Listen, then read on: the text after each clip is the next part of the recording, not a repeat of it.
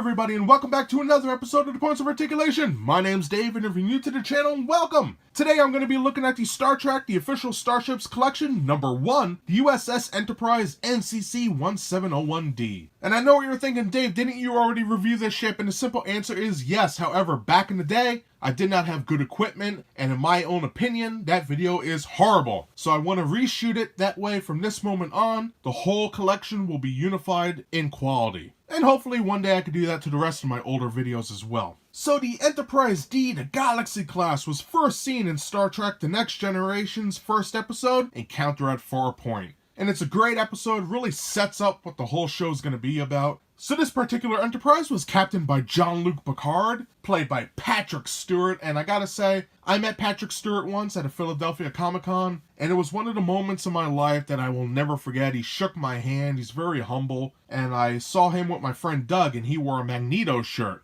As soon as Patrick Stewart saw the Magneto, he just let out in this nice British accent. He's like, "Oh no, Magneto!" And he covered up Magneto in the photograph we took. I'll never forget it. He's such an awesome guy. And I gotta say, he does a lot off camera that helps people too. And to me, that's important, that somebody I looked up to as a hero as a child is not just one in a fantasy world, but also a hero in the real world as well. So enough of me blabbing already. For the size of this vessel, we're looking at 5.5 inches long, which is very nice. So we're going to take a look at the mold, the paint, put it on a stand, compare it, and then we'll be done. So let's get moving. Alright, kicking this video off, let's begin by looking at the mold. Like always, I'll go over the main points of the ship, and then we'll get nice and close to show off all those great details. So first of all, we have our saucer section, bridge, shuttle bay 1, raised phaser array, or phaser strip if you will. Now, all these white squares you see here are raised escape pod hatches, and that is awesome. I really like that they added that detail in. Now, speaking of the white, these white and black little lines you see all the way around are each a recessed molded window that has paint on it. Now, the paint is a little misaligned here and there. It's an issue with the whole line, and we'll go over that when I talk about the paint. Now, those windows are covering the top of the saucer, top of the secondary hull, and basically the whole entire ship, and it is amazing how many they have on here. We can see the next section is just covered with them. It's pretty amazing when you think about it. Now, checking out the bottom of the saucer, we have the captain's yacht, which was never really in the show, but it's supposed to be there. Another phaser array, recessed windows, larger sections, and then our windows and escape pod hatches. The 10 forward bar should be right here, so that's pretty cool. Looking at the back of the vessel, we have our impulse engines for the saucer, main impulse engine for the star drive, 2 more shuttle bays, nice raised section coming down to the aft photon torpedo launcher, more windows. We have our beautiful pylons, and I love that curve. What a great profile. Excellent. Then we have our warp nacelles, which I love, the little stubby ones. I know it's not everybody's cup of tea, but I don't know, I get a kick out of it. And then we have red translucent plastic for the blizzard collector, and then blue for the warp nacelle itself, and that is awesome. Now looking at the front of the ship, one of my favorite parts is the neck. I just love the curve on here. Beautiful. Now that has a bunch of windows on it, and then this little recessed section right there is the forward photon launcher. Then we have our deflector dish, which came out pretty good. I would have preferred a translucent plastic, but it's alright. And then on the bottom of the star drive, or secondary hull, another phaser array. This little red dot should be the warp core ejection port.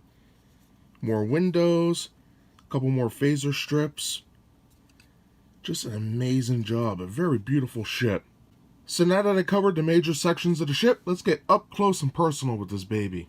Alright, having a closer look at the Enterprise, we can see that each window is recessed. Now the paint is a little off, but what are you going to do? That seems to be a major problem with the line, and I do have paint wear. I guess I should probably complain, but whatever, it is what it is. I'm not too upset about it. We can see tons of detail here. The phaser strip is actually raised, and that just goes all around the saucer. We have our impulse engine. Coming back, our main shuttle bay, beautifully done. And even this section, that is great stuff. Just awesome. I just love the windows are a huge plus for me. All those little recesses, amazing. Coming up to the bridge section, again, more little recesses for the windows, raised sections for the escape pod hatches, and it's raised for the bridge. Pretty damn cool. I do like that quite a bit. Now looking underneath, it's basically the same thing. However, we do have these bigger recess sections, and that came out good. They're not really painted like the other windows, but what are you going to do? Here we have 10 forward, the bar, so that's pretty cool.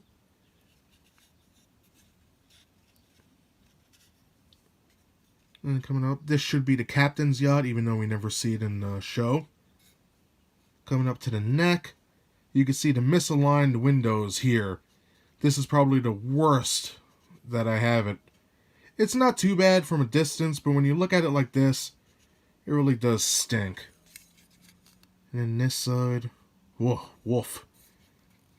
And we can see the little recess section here for the photon launcher. So that's pretty cool. And I love how they put this crack here for the saucer separation. Even though it doesn't break apart, they still have it. I hope one day they do make the star drive and saucer separate, because that would be awesome. Then we have our deflector dish, which is beautifully done. I think they did a decent job with that. I would have preferred translucent plastic, but it is what it is. Then looking at the star drive section from here, we can see the windows are a little misaligned again, but not too bad. Not as bad as the neck was. We have our impulse engine, more shuttle bays back here. A lot of raised sections and that stripe going right down to the aft photon launcher. So it's pretty cool. I think my favorite part of this ship is definitely the neck. Growing up, I always used to love looking at it. Just a beautiful design. I know a lot of people don't dig it, but what are you going to do? You can see underneath those beautiful curves. Awesome. And then underneath the star drive, I always love this section, this fan. That's really cool. I always like that. And then coming down, and all our phaser strips are raised. I gotta say that. Pretty cool. And one thing I gotta notice, the paint on here. When I go over the paint, usually I just brush over it, but just take a look at that tiny little NCC. It's amazing. Then we have our warp nacelles. Red translucent plastic for the Bazaar collector, and then blue. That is sharp. And then on top, got some great details on here, little recesses. Amazing. And looking at the warp nacelles from here, pretty awesome, very accurate. And check that out, tiny little Enterprises. That is great. All in all, a beautifully done ship. I think it came out really good. And that does it for the mold now. I'm trying to go through this as quick as possible, so I hope I didn't leave anything out. All in all, a beautifully done vessel. Very iconic, a big part of my childhood, and I think they did it justice. So now that we looked at the mold and saw those fine details, now let's talk about the paint. Alright, when it comes to the paint, Eaglemoss did an amazing job. Now, I personally would have liked to see a duck egg blue, because that's what I remember as a kid. But this is not bad, and I find myself staring at it and really enjoying what they did here. So what do we have for the main color scheme? A mixture between light gray and tan, which is in a beautiful design known as Aztec, and we could see that all over the dish, and the whole ship, as a matter of fact. And it is just very beautiful. I think they did an amazing job with that. Now, on top of that, we have our windows, which are black and white. And speaking of white, we have white escape pod hatches. And those are all over the ship as well. You can see the windows back here, and also on the bottom, and the neck. Now, a lot of people have a problem with the windows being misaligned. And also, talking about the misalignment of paint, obviously we saw the worst part is the neck on mine, and the top of the star drive right here. But besides that, in the front, there's not too much wrong with this, but I do have some minor paint rub right here, or paint wear, so that could be an issue. Now on top of that, we have dark gray for the phaser strip on the top, on the bottom, and then black for the phaser strip on the bottom of the star drive, the pylons after the ship, and aft in the top. And then basically the black also goes on top of the warp nacelles and back of the Bazaar collectors. And then it's also used for the ship name and registry, which came out beautifully. And that's located on the top of the saucer, tops of the pylons, sides of the pylons, and underneath the saucer. And I like that a lot. Now, besides the white and black and all that, we do have orange right in back of the shuttle bay, red navigation lights, and green. And they're all over the ship, and I like that. Really nice touch there. See the green there, red on the bottom. And then coming up to the deflector, we have a dark yellow, almost a gold, mixed with blue, and I think that's a nice color choice. And that same yellowish gold is located in back of the Bazaar collectors. And speaking of gold, we have some gold put on the ship in the back, the front. These two, what should be phaser strips, those are gold painted. And then a bunch of gold here, and I think that came out really good. Nice touch. And then we have our delta and stripe, and that's red, black, and white. And I love that. It came out beautifully. And there's also that little red symbol there. I believe that's for the warp core ejection. And then, I just love what they did here with the delta. Very crisp, very clean, very straight. I love it. And finally, speaking of the red on the delta, we have red for the impulse engines for the saucer and the main impulse engine for the star drive section, with our red stripe going right down to the aft photon torpedo bay. Beautifully done. And I gotta say, great paint job. I really do enjoy it. And I will admit, it is a lot to cover, but hopefully, I believe I got everything. So yeah, beautiful ship. And that does it for the mold and the paint. So now let's put this bad boy in a stand, compare it to some other ships, and then we'll be done. Alright, now when it comes to the stand of these Star Trek Eaglemoss ships, they each come with a die-cast base. Underneath, my number, for those who are interested, is 2695AB. Then you get a nice acrylic plastic pylon to hold your ship. Now for every ship, this is different to hold it. So let me grab the Enterprise D. Get it on nice and easy. Sometimes these are a little difficult. But there you go. And once you have it on, you're good to go. Alright, and for a quick size comparison with the Eaglemoss Enterprise D, I have it next to the Hot Wheels Resistance X-Wing. And then on the right hand side, we have the Star Wars Armada Chimera Star Destroyer, which is a very nice piece. All in all, some beautiful ships here. And that does it today for my review of the Star Trek The Official Starships Collection Issue Number 1, the U.S.S. Enterprise NCC-1701-D. Now, I already did review this ship, but for me, mentally, to continue into the rest of the line, I had to make it uniform with the quality. So I shot this quick, and I hope it came out great. Star Trek ships for me are hardest to talk about because 1, they're hard to film with the light in, but 2, there's just so much information in my head to get out, and I gotta choose what to say and what not to because nobody wants to hear me go on and on.